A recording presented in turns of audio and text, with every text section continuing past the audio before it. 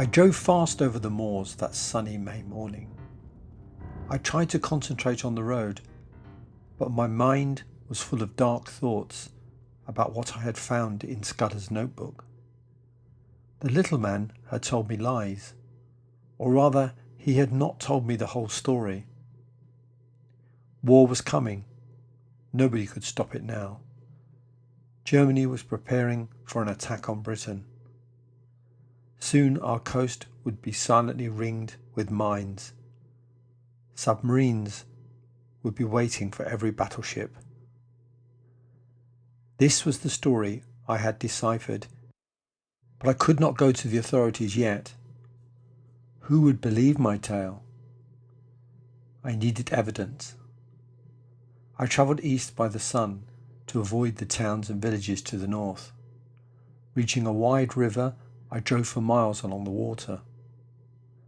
I passed villages of old thatched cottages with lovely gardens. Everything was beautifully peaceful, yet somewhere behind me there were men trying to end my life. About midday, I entered a large village. Halfway down was the post office. On the steps of it stood the postmistress and a policeman. They were reading a telegram. When they saw me, they stepped forward. The policeman advanced with a raised hand. "Stop!" he cried. In a flash, I realized that the telegram was about me.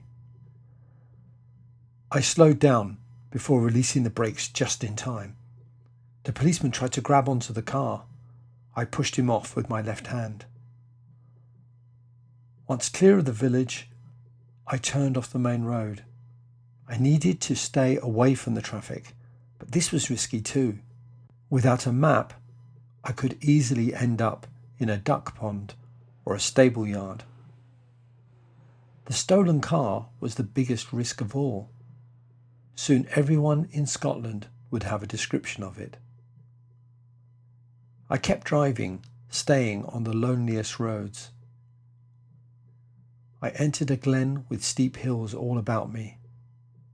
Turning east, I followed a rough track. I became aware of a low, buzzing noise above me. I looked up to the sky. In the distance, I could see the monoplane flying low. It was about a dozen miles to the south, but heading in my direction. I was now in open country, an easy target. I turned off the road onto a dirt track. I drove further down into the valley. The trees would at least provide some leafy cover from the plain. Down the hill I raced, steering between the hedges. At the bottom there was a stream. Suddenly, to my left, I heard the hoot of another car. I stepped on the brakes. It was already too late. A car was directly in front of me. My only chance of avoiding it was to swerve into a hedge on the right. The car slowed momentarily, but kept rolling through the hedge. We were on a cliff edge. The front was tilting forward.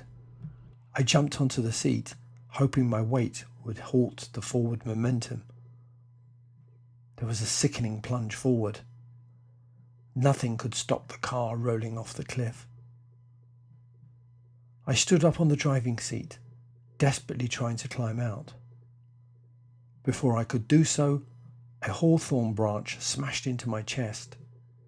It lifted me up and held me. I felt the car slip from under me. It plunged over 50 feet, smashing into the bed of the stream. Slowly, that branch let me go. I rolled back into the hedge. As I scrambled to my feet, a hand took me by the arm. I looked up to see a tall young man. He was wearing goggles and a long coat. On the lapel was an election rosette. "Vote for Sir Harry." "Are you hurt?" he asked in a sympathetic but scared voice. No, I said. My heart was racing and I was breathing hard. We looked down at the smashed car sinking beneath the water. That was one problem solved, I thought. I'm so sorry about your car, said the young man. It was my fault, sir, I said. That's the end of my motoring tour of Scotland. You need new clothes and a bed for the night, said the young man. He took out his pocket watch. I'm on my way to speak at a political meeting. You support Sir Harry, I said, pointing at his rosette. Actually, I am Sir Harry. I'm a candidate in the election. Look, I've just enough time to take you to my house. Where are your things? Down there with the car? I took my toothbrush out of my pocket. I'm a businessman, I said. I travel light. A businessman? Sir Harry's face lit up. Then you might be able to help me. He patted my shoulder and hurried me into his car. Sir Harry drove me the short distance to his home, a stone house surrounded by pine trees. Inside, he found me a very fine blue suit with matching shirt and tie. Then he took me to the dining room. A buffet was laid out on the table. Take a snack in your pocket, he said. We'll have supper when we get back from the election meeting, if I survive making this speech. You don't enjoy making speeches? No, he said, pulling a face. This one was only supposed to be 10 minutes, but our other chap has cancelled. Now I have to talk for 40 minutes about free trade. I'm sure you'll be fine, I said. Sir Harry shook his head. I really am a terrible speaker, he said, and I know nothing about free trade. Suddenly, his expression changed. I say, you're a businessman. Could you give the speech? I'm sure you know much more about free trade than I do. All right, I said reluctantly. I'll tell them a little about business in Southern Africa. At my words, his face lit up. On the journey to the hall, Sir Harry told me a little about himself.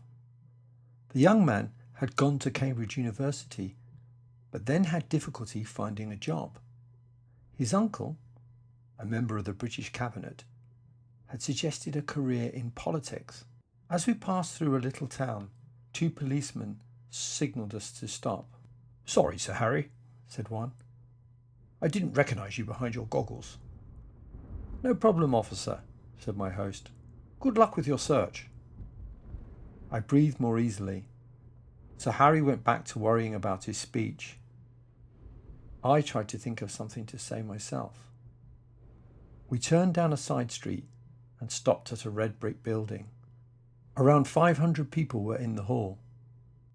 2 plainclothes policemen stood near the exit. Sir Harry went on stage first. He started reading a bundle of notes, but then dropped them. Then he seemed to read the wrong page. Then he tried to speak without notes. I never heard anything like it. He didn't begin to know how to talk. What he did say was absolute rubbish. Yet in a strange way, I liked the speech. Sir Harry was obviously a very nice young man. Also, it relaxed me a little. I was not a great speaker, but I was 1000% better than Sir Harry. The audience cheered my speech. Sir Harry did too. That was terrific, old chap, he said. You got me out of a hole. Back at the stone house, we had supper. I enjoyed every mouthful. Then we drank brandy in a big room with a wood fire. The time had come for me to put my cards on the table. Listen, Sir Harry, I said. I've got something very important to say to you. It was the first time that I had ever told anyone my story. It helped straighten things in my own mind. "So you see," I said, "I am the man wanted for the Portland Place murder." I stopped and looked at Sir Harry. He was listening very carefully. I waited for his response. For a moment he looked down at the floor. Then he turned to me. "I can't give a speech," he said, "but I'm a good judge of men. You're not a murderer. I believe you are speaking the truth. What can I do to help?" Sir Harry wrote me a letter of introduction to his uncle, Sir Walter Bullivant. "Thank you," I said, taking the address from him. "What else can I do for you?" "You're about my height," I said. "Please lend me the oldest tweed suit you have, and I'll need a map of the area." "I have a good one," said Sir Harry. "And if the police come looking for you, just show them my car in the glen." "Fine. Stay here while I get everything for you." I sat back in the armchair and immediately fell asleep. At 2 o'clock, Sir Harry woke me. "Come on, old chap," he said. "Time for you to go." The young parliamentary candidate led me out of the house. I looked up, blinking, into the dark, starry night. An old bicycle was waiting for me. Sir Harry handed me a bag. "Here's your map," he said, "and some food and water." "Thank you." "Take the first turning into the long wood. By daybreak you will be in the hills. Leave the bicycle and continue on to the moors on foot. The only people you'll meet are shepherds." I cycled through the night. When the morning mist cleared, I found myself in a wide green world. There were glens on every side. The blue horizon was far away.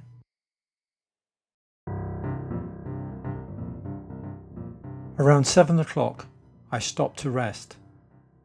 As I sat waiting, I heard a very unwelcome sound above me. I looked up into the sky. An aeroplane was approaching from the east. It flew above the clouds. Then it dropped several hundred feet. My enemies were hunting for me. Soon they would bring more men to the search. I wheeled the bicycle into the wetland and dropped it into the water. It sank beneath the pondweed. Then I climbed up to the top of the glen. Now I had a view of the entire valley below. Nothing was moving on the long white high road that crossed it. There was no cover anywhere in the midday sun. The moorland felt like a prison. I tossed a coin, heads right, tails left. It was heads. I turned north. Soon I came to the brow of another hill. Beneath me I could see the road. It stretched for maybe 10 miles. In the far distance I could see a car moving. About 2 miles down the slope, several men were advancing. They moved like hunters. I dropped out of sight behind the skyline. I hurried up one of the bigger hills, crouching low. As I ran, I scanned the brow of the hill before me. 2 more figures were moving in the glen beyond the stream. Then a man appeared a few yards from me. A roadman stood before me. Beside him was a pile of stones and a barrow. This was to transport the stones to and from a nearby quarry. He struck a stone with a large hammer he was holding. The hammer bounced out of his hand. "My head hurts," he cried, putting both his hands to his ears. The roadman was about my height and size. "I can't do it," he cried, dropping the hammer again. I need to go to bed. What's the trouble? I asked, though this was obvious from his unsteady gait and red eyes. I could also smell whiskey on his breath. Yesterday was my daughter's wedding, said the roadman.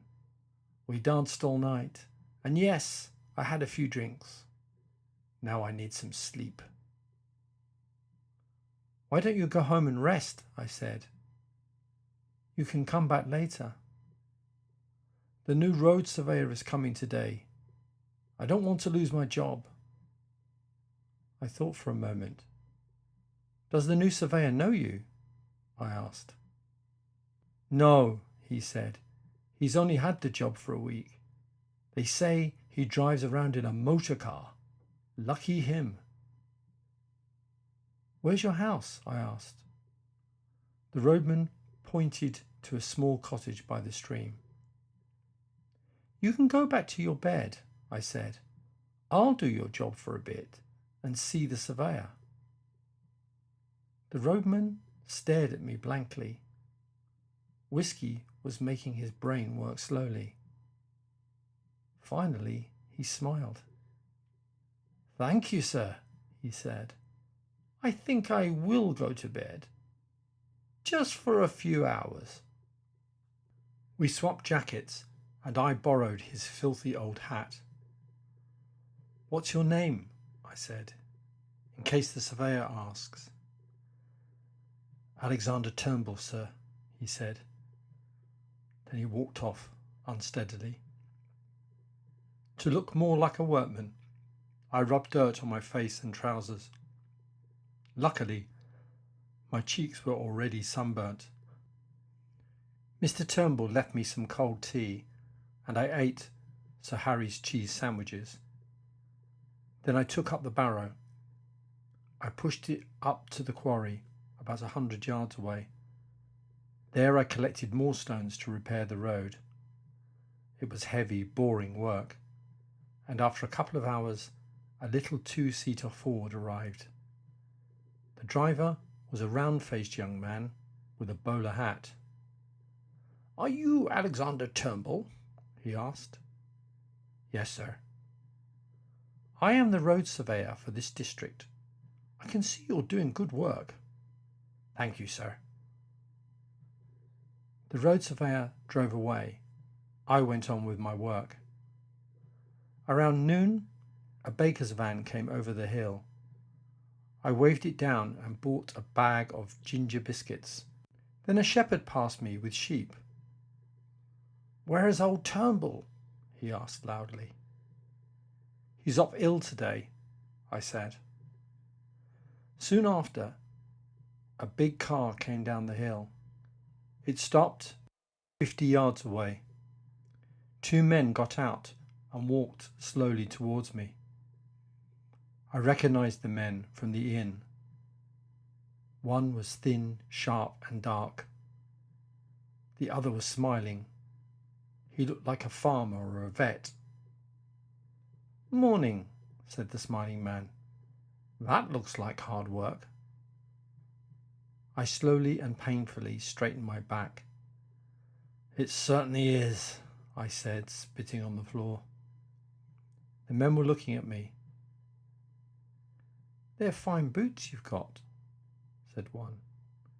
Where did you get them? From a gentleman that was here last year for the shooting, I said. What was his name now? I scratched my head, pretending to try and remember. The first man turned to the other. We can't waste time with this idiot, he said in German. Let's go on. But the second man asked one more question. Did you see anyone pass this morning? On a bicycle, perhaps, or on foot? I very nearly fell into the trap, but I saw the danger. I slowly shook my head. No, I said. I wasn't up early this morning. You see, my daughter was married yesterday. The only man I've seen is the baker in his van. The men lost interest in me. "We need to go," said the smiley man. "Goodbye, Mr. Turnbull, sir," I said. "I hope you find what you are looking for." But the men were no longer listening. They got into their car and drove away. 10 minutes later, the car returned. Were the men checking out my story? The car slowed down again. I knew the men were watching me. I stayed calm and did not look up. Eventually, the car drove on. I finished repairing that part of the road. I was becoming nervous again. Mr. Turnbull could return at any moment. I was also sure there were still men looking for me all over the glen. At 5 o'clock, I left my post. I made for the hills, staying off the paths shown on my map.